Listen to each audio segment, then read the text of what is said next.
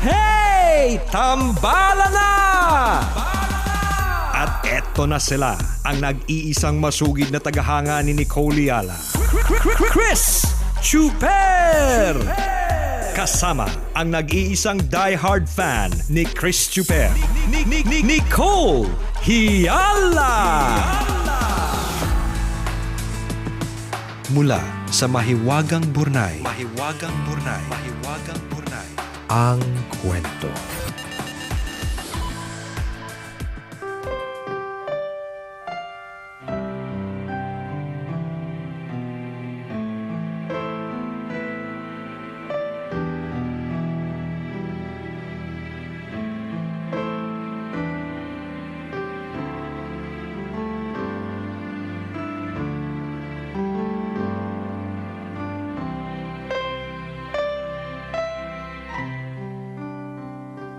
Habang may buhay, may pag-asa.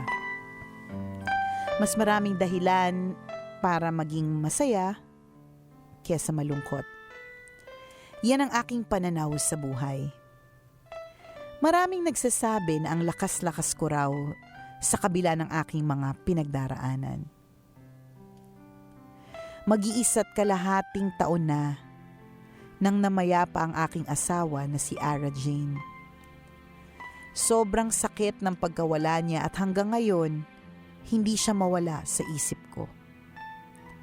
Hindi ko akalain na yung mga napapanood kong drama sa mga pelikula at mga teleserye ay nangyayari din pala talaga sa totoong buhay.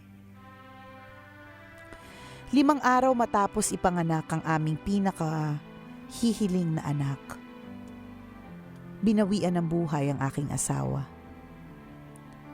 Nag-eclampsia siya, unti-unting naghahabol ng hininga at parang nauupos na kandila. Nag-flashback sa isip ko ang mga masasayang araw ng aming buhay. Mga panahon na nanliligaw pa lang ako sa kanya, mga surprises na hinahanda ko tuwing monthsary, anniversary namin, lalo na ang Valentine's Day. Pakiramdam ko, ako ang pinakamapalad na lalaki sa mundo nang magkasal kami ng misis ko. 1 buwan makalipas ang aming kasal, nabuntis si Ara Jane. Tuwang-tuwa ang lahat, maging ang aming mga kaibigan, katrabaho, at ang aming angkan. Yung pinapangarap ko noon na magkaroon ng masayang pamilya, sa wakas ay matutupad din. Nangangarap ako na maglilibot ako sa mall kasamang asawa at anak ko. Pinangarap ko din yung mga eksenang matutulog kaming 3 sa iisang kwarto. Pero ang mga pangarap kong ito, nilipad na ng hangin na parang abo nang iwan kami ng misis ko. Wala na. Hindi na kami kompleto. Kaming mag-ama na lang ang naiwan sa mundo. Minsan nasa mall kami na anak ko, naiiyak na lang ako.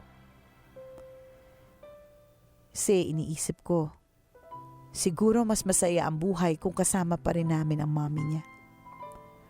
Paano ko kaya ipaliliwanag sa anak ko ang lahat pag nagkaroon na siya ng isip? Sobrang sakit tuwing may celebration sa bahay. Nung bininyagan at mag-first birthday ang anak ko, wala sa tabi niya ang nanay niya. Pero sa kabila ng lahat, naiibsan kahit paano ang aming pangungulila sa tulong ng mga kapatid ko, lalo na ng ate Gemma ko. Si ate Gemma ang tumatayong nanay sa anak ko ngayon habang nagtatrabaho ako sa malayo. Lumalaking mabait ang anak ko na si Arian. At sigurado ko na kung makikita siya ng mami niya ngayon, matutuwa yun at mapapangiti. Sa ngayon, muli akong bumangon para sa anak ko. Mas pinagtuunan ko ng pansin ang masasayang bagay na nangyayari sa akin kesa magmukmok sa mga naging dagok ng buhay. Naniniwala ako na habang may buhay ay may pag-asa. Ano man ang ating pinagdadaanan, manalig lang tayo kay God. At siguradong napakarami pang rason sa buhay para lumigaya.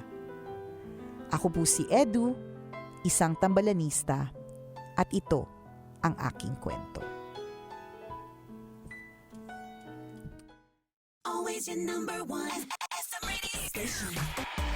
Love Radio.